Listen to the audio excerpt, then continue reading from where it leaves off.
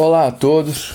Nessa terceira aula, vamos estudar o que é comer de verdade.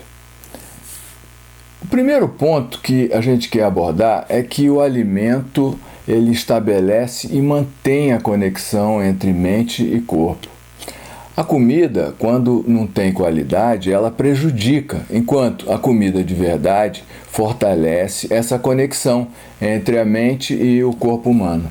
A dieta ocidental industrializada moderna, além de prejudicar muito essa relação, ela promove pela primeira vez na história, ao mesmo tempo e no mesmo indivíduo, o paradoxo de excesso de peso e de deficiência nutricional. Em outras palavras, de modo geral, nossa alimentação hoje é nutricionalmente deficiente, porque ela resulta de produtos hiperpalatáveis, refinados, artificiais e com alto teor de toxicidade, além de forte poder de criação de dependências nutricionais.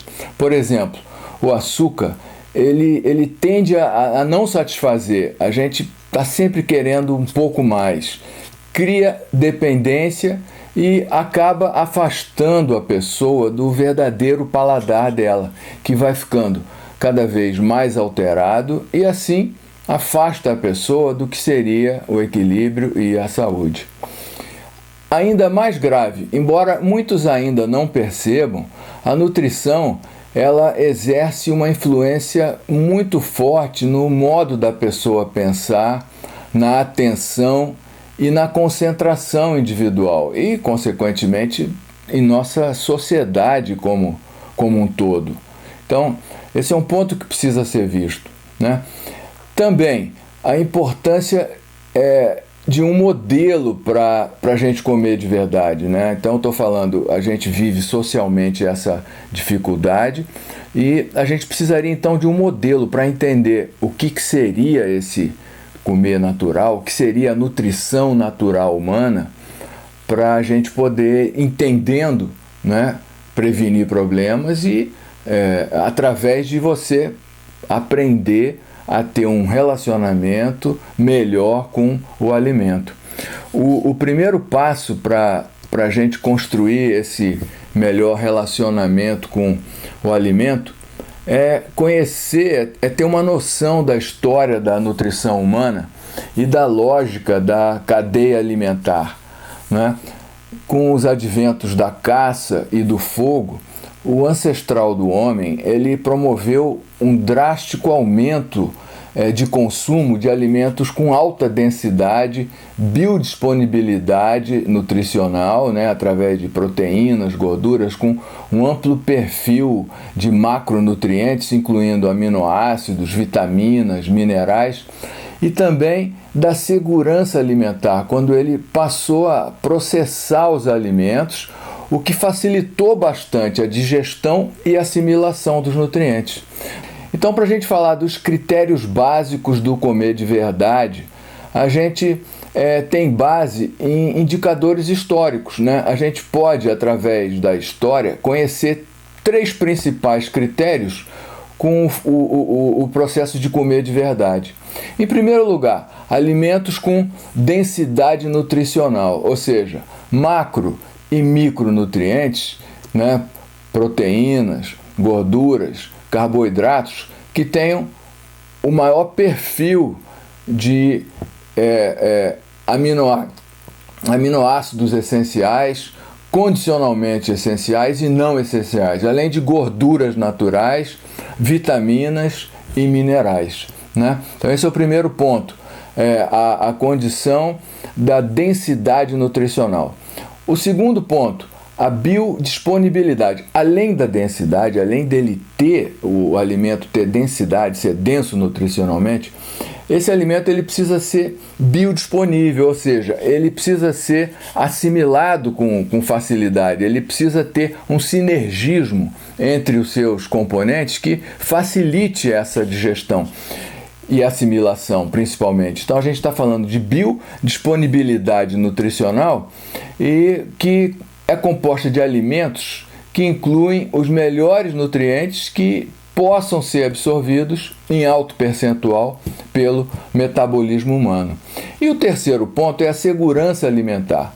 Alimentos seguros e que não oferecem riscos para o metabolismo humano. Por exemplo, quando o alimento ele é processado, quando ele é fermentado, quando ele é preparado, né, ele acaba se tornando mais fácil de ser digerido pelo corpo humano. Esse é um ponto muito importante que a gente vai desenvolver melhor aí na decorrência do curso, né?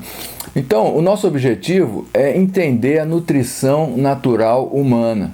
E esse modelo de nutrição humana, ele é capaz de nos oferecer uma visão abrangente e que permite compreender que a questão essencial da nutrição não é se a biologia do homem foi ou não desenvolvida para comer isso ou aquilo, mas se tais alimentos, quando devidamente preparados, por exemplo, cozidos ou fermentados, eles tornam-se já pré-digeridos e de fácil assimilação, com maior densidade, biodisponibilidade e segurança em relação, por exemplo, àquele alimento in natura, né? Outro ponto importante é em relação aos produtos de origem animal, né? Segundo os meus estudos, né, eu tenho plena convicção de que todas essas pesquisas que mostram alguma relação de carne com doenças cardiovasculares, com câncer, seja lá com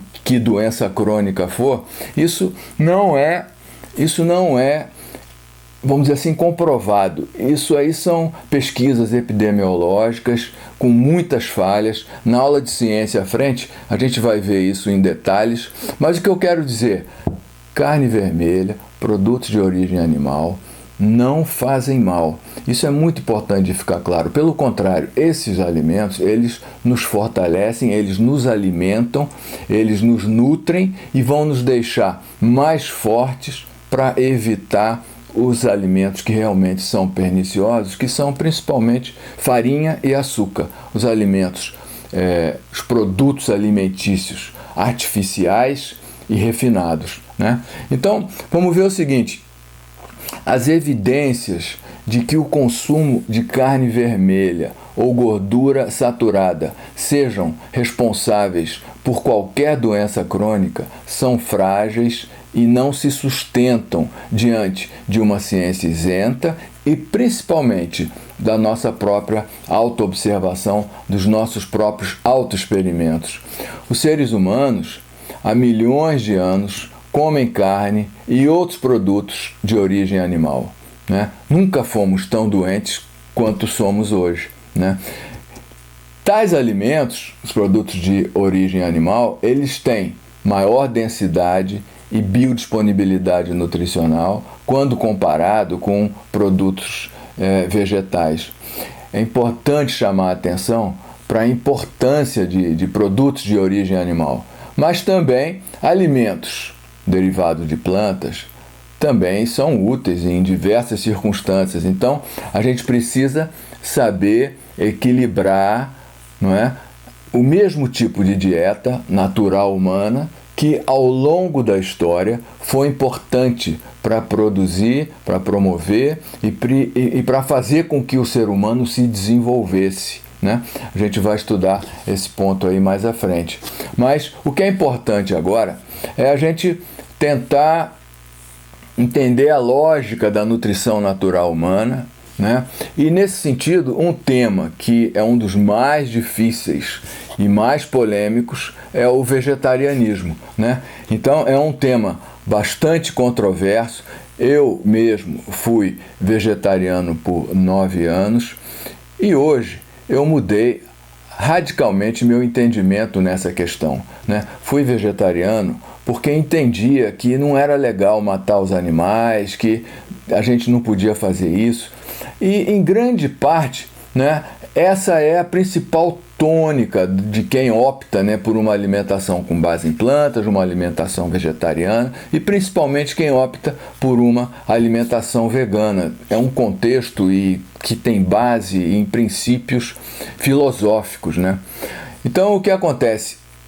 O processo dos produtos de origem animal, eles fazem parte da nossa cadeia alimentar, fazem parte daquilo que desenvolveu a nutrição natural humana. Então, isso é muito importante da gente tentar entender para que isso, vamos dizer assim, esse modelo possa facilitar um novo relacionamento nosso com o alimento, né? O equilíbrio e o respeito à natureza e à biologia são essenciais para a gente pensar essa questão sem vieses cognitivos e afetivos, né? A gente precisa levar em consideração a cadeia alimentar e a história da evolução da dieta humana para clareza nessa temática.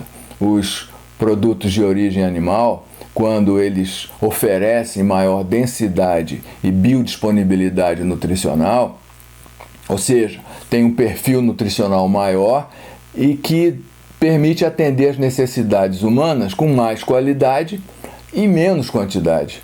Embora ovos e principalmente leite possam ser causa de problemas de alergia e intolerâncias alimentares, hoje se sabe que os vegetais têm maior propensão de causar esses tipos de problemas. Às vezes, por um determinado período, uma alimentação vegetariana ou até vegana, ela pode ter alto valor para a saúde das pessoas, pelo processo de desintoxicação e tal. Mas no longo prazo, não é? Uma alimentação com base em produtos de origem animal, ela funciona muito melhor, né? A nutrição vegana, vamos dizer assim, um outro fator muito importante para a gente entender, né, a validade da nutrição vegana é que essa nutrição, para ser devidamente confirmada, validada, comprovada, a gente precisaria de pelo menos 4 gerações humanas com base em nutrição vegana. Isso nunca houve, isso não há nenhum registro na história humana que 4 gerações pudessem ter se desenvolvido com saúde, com alto nível, com sucesso ao longo da história humana. Isso não aconteceu e eu acho muito difícil que isso possa ocorrer. Então vejam, se a carne é realmente bom para a saúde, porque desde a história se defende o vegetarianismo, e por que as pessoas pensam então que matar o animal como alimento, isso seria indevido e seria ruim, né? Então, a questão é o seguinte: a ideia de que a vida se alimenta da vida, ela nunca foi bem compreendida. Vida e morte são faces de uma mesma moeda. Construir esse discernimento constitui a evolução e a maturidade da consciência.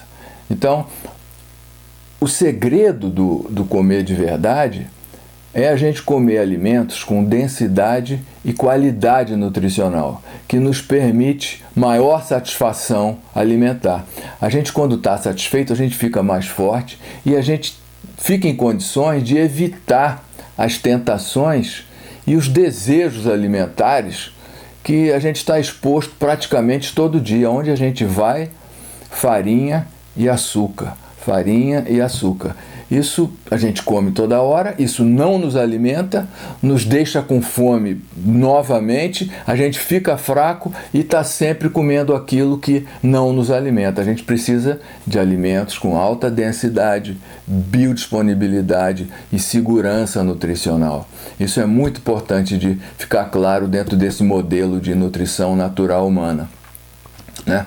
A gente está sujeito a uma permanente oferta de produtos alimentares industrializados que não nos alimentam devidamente e, pior, são responsáveis por essa crise de epidemia, de doenças crônicas que a gente está vivendo, né? Então, como eu falei, aonde a gente vai, farinha, açúcar e óleo vegetal disponível e que acaba criando essas dependências alimentares, né? Exatamente o que a gente precisa evitar. Então, devido a esse condicionamento automático da gente comer toda hora e a gente não resistir nessa comida artificial, a gente precisa de compreender esse processo, né? Para a gente poder se alimentar direito, porque quando se alimenta direito, você vai ficar sem fome. E sem fome, você vai ter mais facilidade de resistir a esses desejos e essas tentações de alimentos industrializados e artificiais, né? Então, isso é fundamental, compreender essa lógica, esse modelo, para a gente poder desenvolver um novo relacionamento com o alimento e com a gente mesmo, e que constitui a base de uma alimentação consciente. Pessoal, esse ponto é muito importante, a gente vai rever isso com mais detalhes em próximas aulas. Pela atenção, muito grato, nos vemos no próximo encontro. Valeu!